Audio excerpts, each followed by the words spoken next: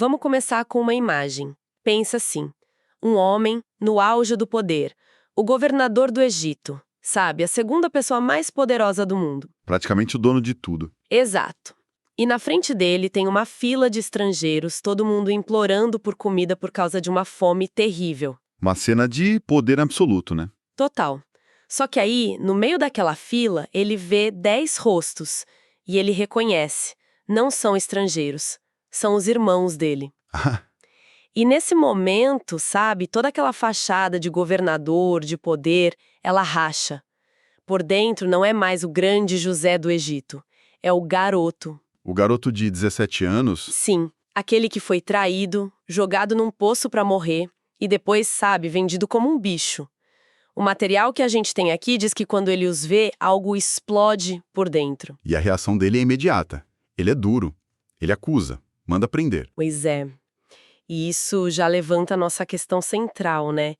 Como é que alguém pode chegar tão longe, ter tanto sucesso e mesmo assim, lá no fundo, ser totalmente governado por feridas de décadas atrás? E essa, olha, é exatamente a chave da nossa análise de hoje. A gente vai mergulhar fundo na história de José, lá em Gênesis, Certo. mas o nosso foco não é a biografia toda dele, não. É um detalhe minúsculo, quase uma nota de rodapé na história. Que é? Uma lista de presentes. Uma lista de presentes que o pai envia para ele e que a fonte que a gente está usando transforma no centro de tudo. E no topo dessa lista, um item. O bálsamo de Gileade. O bálsamo de Gileade. Exato. A perspectiva aqui é que a cura do coração não é um bônus, sabe? É uma condição para viver as grandes promessas. E a gente vai explorar como esses presentes que foram enviados por um pai que nem sabia que estava falando com o filho contam uma história simbólica e muito profunda sobre restauração. Ok, então vamos desvendar isso. Para a gente entender essa explosão do José governador, a gente tem que voltar na origem do trauma, né? Tem que voltar lá atrás. Aos 17 anos, ele era o filho preferido, o que, vamos combinar, nunca ajuda muito na dinâmica familiar. Com certeza não. Ele ganhou aquela túnica especial, colorida, caríssima, e aquilo foi a gota d'água. A inveja dos irmãos foi tão brutal que eles o venderam. Como escravo. É uma violência absurda. E a nossa fonte aqui lista as camadas dessa dor. Não foi só a rejeição da família, entende? Foi a humilhação pública de ser vendido no mercado de escravos. Sim. Depois a injustiça de ser acusado de um crime que não cometeu pela esposa do chefe dele. E aí anos mofando numa prisão, né? É um combo de traumas que destruiria qualquer pessoa. Exatamente. E o que é fascinante é que a própria história, muito antes desse reencontro, já dá pistas do estado psicológico dele. A gente vê isso nos nomes que o José escolhe para os filhos. Ah, é verdade? Manassés e Efraim. Isso. O primeiro, Manassés, significa aquele que faz esquecer. E ele mesmo explica, a citação é: Deus me fez esquecer de todo o meu sofrimento e de toda a casa de meu pai. Certo. O segundo é Efraim, duplamente frutífero. E a justificativa: Deus me fez prosperar na terra da minha aflição. Peraí, mas isso, assim, isso soa como superação, como resiliência, esquecer o sofrimento, prosperar na aflição. Parece que ele deu a volta por cima, que a terapia funcionou, né? E essa é a armadilha. A interpretação da nossa fonte é que isso não é cura. Isso é gerenciamento da dor. Gerenciamento. É uma narrativa de superação que ele construiu para si mesmo, para conseguir funcionar, para conseguir governar o Egito. Ele não curou as feridas, ele as organizou. Ele pegou tudo e colocou numa caixinha com etiqueta passado. Entendi. Manassés não é sobre cura, é sobre esquecimento. É quase uma amnésia forçada. Ele construiu essa persona, o governador do Egito, para se proteger do adolescente traído. Nossa, faz todo sentido. O problema é que quando os gatilhos emocionais, os irmãos aparecem na frente dele, a caixinha se arrebenta. Toda aquela reação dura, aquela coisa meio vingativa, não é do governador, é do garoto ferido que assumiu o controle.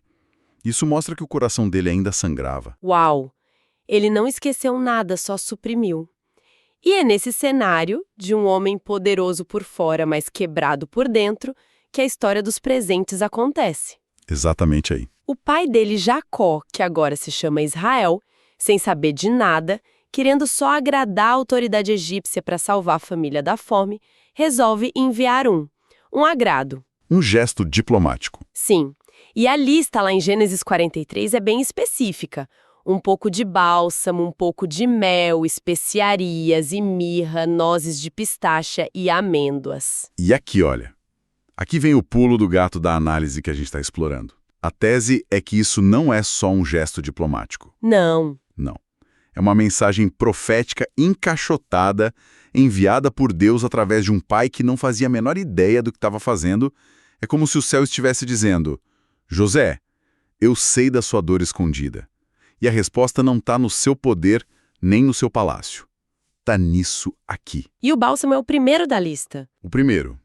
É a chave que abre o significado de todo o resto. Ok. A ideia de que uma lista de compras é uma mensagem profética é fascinante, mas pode parecer um pouco forçada, né? Como é que a fonte que a gente analisa justifica essa interpretação tão profunda para algo que podia ser só um gesto de boa vontade? É uma ótima pergunta, porque nos força a ir além do óbvio. A justificativa se baseia em duas coisas. Primeiro, no contexto cultural da época. Presentes e objetos carregavam um peso simbólico muito maior do que hoje, sabe? Certo. Segundo, na especificidade e na ordem dos itens. Não é uma lista aleatória. E o primeiro item, o bálsamo de Gileade, é o mais significativo de todos. Por quê? Em hebraico, bálsamo é tsori. Era uma resina medicinal raríssima, muito valiosa, conhecida pelas propriedades curativas. E Gileade ou Gilead significa Monte do Testemunho. Monte do Testemunho. Exato. Então, simbolicamente, o que Israel envia é um remédio precioso vindo de um lugar de testemunho.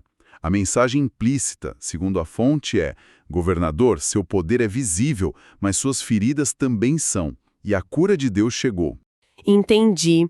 Então o bálsamo é a porta de entrada para entender o resto. A tese é que cada presente carrega uma parte dessa mensagem de cura. Exatamente. Em vez de ver como 6 itens separados, a fonte organiza tudo como um processo de restauração em etapas.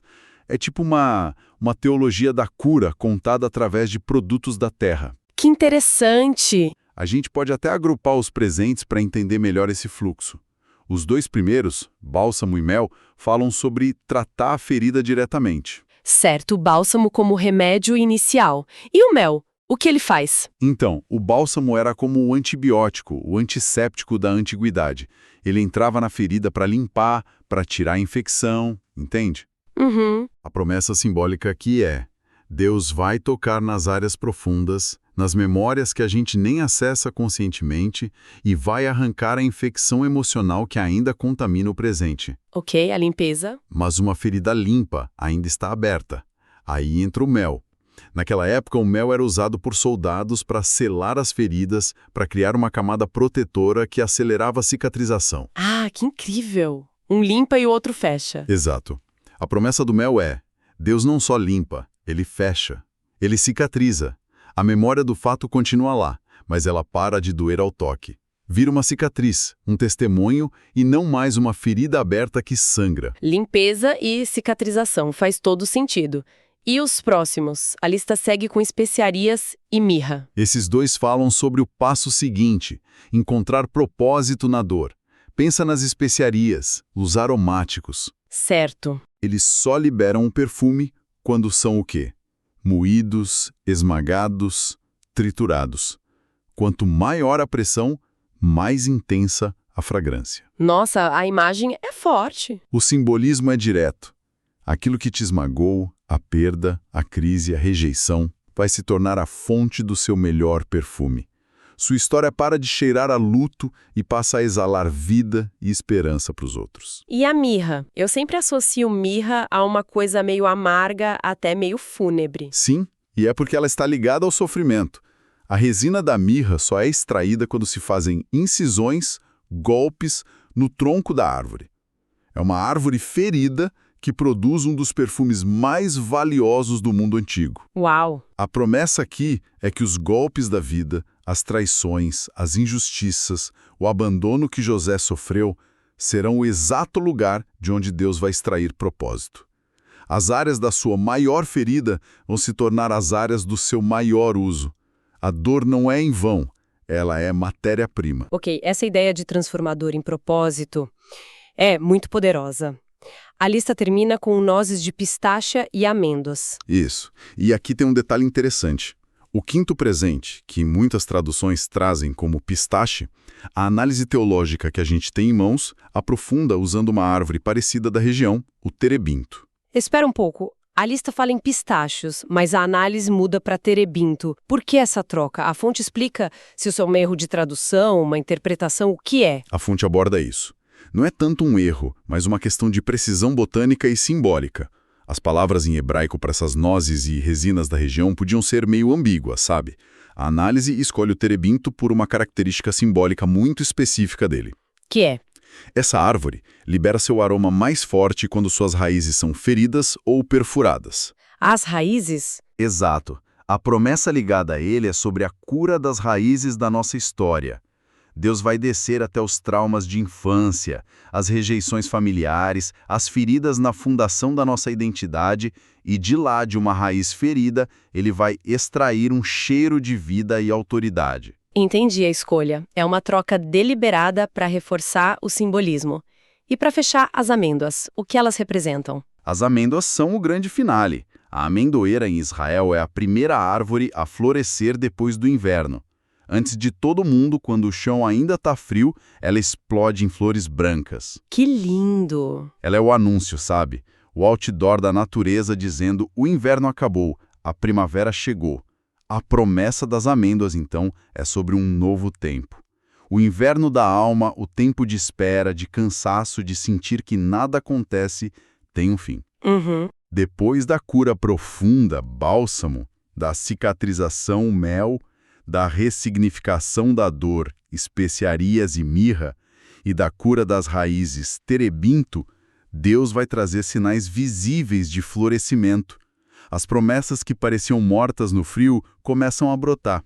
Essa decodificação toda é incrivelmente detalhada, me faz pensar como é que a gente pega essa simbologia de uma história de milênios e a torna útil para nós hoje. Qual é a ponte que a fonte faz para o presente? A ponte é teológica e muito prática.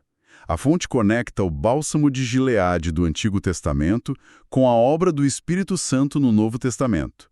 Jesus o chama de Consolador, que em grego é Paráclitos. Paráclitos. A palavra significa, literalmente, alguém chamado para estar ao lado, para ajudar, fortalecer, aconselhar.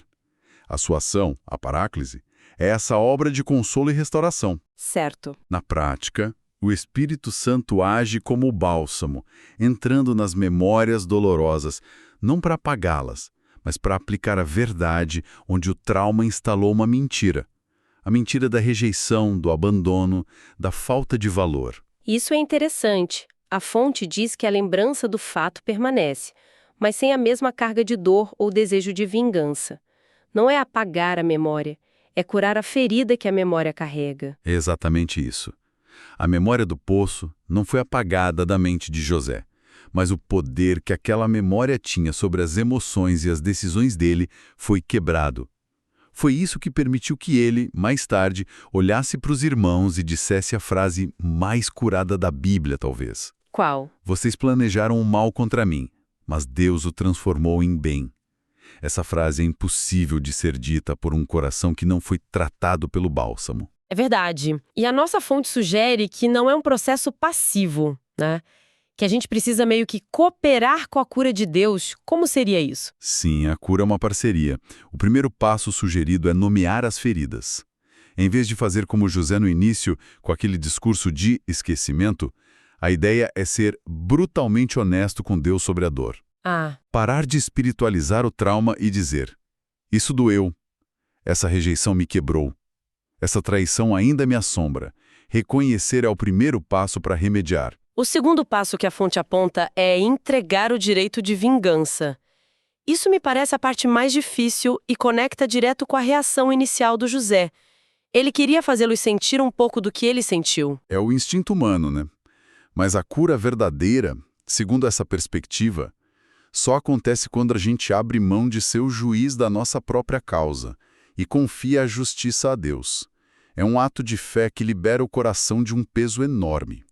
Enquanto a gente carrega o desejo de vingança, a ferida continua infeccionada. Entregar esse direito é como permitir que o bálsamo finalmente comece a agir. O terceiro passo seria permitir que a dor se transforme em ministério, o que me lembra das especiarias e da mirra. Usar a própria história de cura para ajudar outras pessoas. Exato. A fonte usa o próprio José como exemplo máximo disso. O homem que foi quase morto de fome pelos irmãos numa cisterna se torna um homem que administra o pão para o mundo e alimenta os próprios irmãos que o feriram. Nossa, é verdade. A área da sua maior dor se tornou a fonte da sua maior contribuição. A dor curada se torna credibilidade para curar. E por fim, o quarto passo, crer que as amêndoas virão. Confiar que o tempo de florescimento vai chegar. Isso. É a fé que sustenta durante o longo inverno da cura. O processo pode ser demorado, como foi o de José, por mais de 20 anos, mas a promessa da amendoeira, que também aparece lá no profeta Jeremias, é que Deus vela sobre a sua palavra para cumpri-la. O que a gente percebe como atraso, muitas vezes é Deus usando o tempo, não para nos punir, mas para nos curar, para nos preparar para o florescimento que ele prometeu. Resumindo tudo então, a jornada de José vista por essa lente dos presentes nos mostra algo fundamental.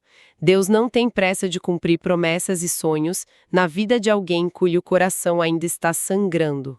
Exatamente. O sonho de José sobre os feixes de trigo e as estrelas se curvando, ele só se cumpriu por completo depois que o bálsamo teve tempo de agir. A ideia central que fica é que as nossas feridas não são um obstáculo para Deus, são matéria-prima. Uma ótima forma de colocar. Ele não as ignora, ele as transforma em perfume. E só quando o coração é restaurado, as amêndoas, a nova estação, podem finalmente florescer de forma sustentável. E essa análise toda nos deixa com uma questão importante para refletir que a fonte propõe de forma bem direta. Será que em algumas áreas da nossa vida a gente não está olhando ansiosamente para o céu, esperando pelas amêndoas, pelo florescimento das promessas, por aquela mudança de estação, sem antes ter a coragem de abrir a caixa de presentes e permitir que o bálsamo trate das feridas profundas e silenciosas que o inverno deixou para trás?